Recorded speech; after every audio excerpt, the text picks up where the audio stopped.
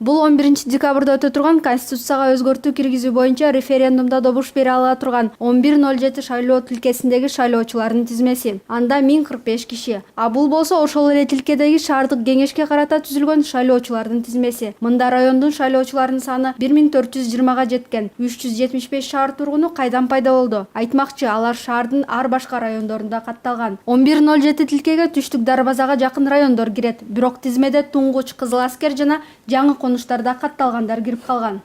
Эң негизги биздин Кыргызстанда шайлоо бул негизги базалык принцип болуш керек. Бул бир шайлоочу, бир добуш.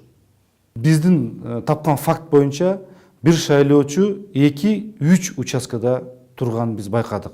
Тизмедин тактыгына дагы бир шек туудуруучу жагдай бар. Айрым бир эле үйдөн, бир эле даректен 6-дан 10га чейин шайлоочу киргизилген. Алардын фамилиялары улутуда ар башка. Алардын бири ушул үйдө жайгашкан. Бул үйдө 5 түрлүү фамилиядагы 10 шайлоочу катталган. Экөөнүн фамилиясы Корейчи.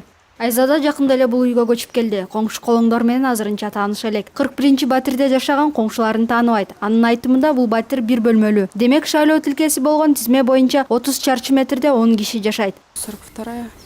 43-я, 44-я, 45-я, 46-я. Однокомнатная должна быть, она прямо над нами.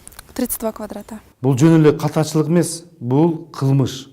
Кылмыш кодексинде так жазып турган. Эгерде тизмелерди тактап атканда фальсификация жасаган болсо, анда кылмыш кодекстин негизинде жазага тартылат.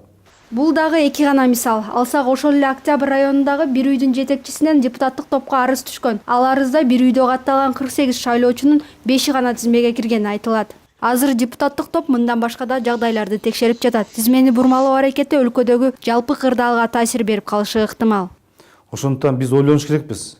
Эгерде биздин мамлекетибизде тынччылык, туруктуулук, стабилдүүлүк болгубуз келсе, анда биз ушу шайлоону таза өткөзүш керекпиз.